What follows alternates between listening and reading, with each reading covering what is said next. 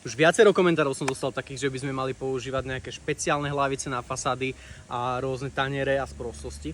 Dokonca už aj o konkurencie som videl takýto komentár a u takej konkurencie, ktorá to robí už tiež dlhé roky a má peknú robotu, ale oni vedia, čo robia.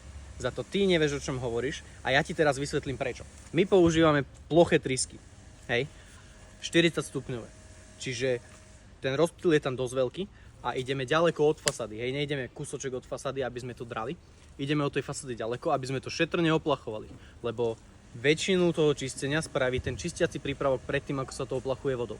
Za to ten tvoj plošný čistič alebo turbotanier, alebo neviem ešte ako by si to nazval, nevieš ako funguje, pretože keby vieš ako funguje, tak by si netvrdil takéto sprostosti.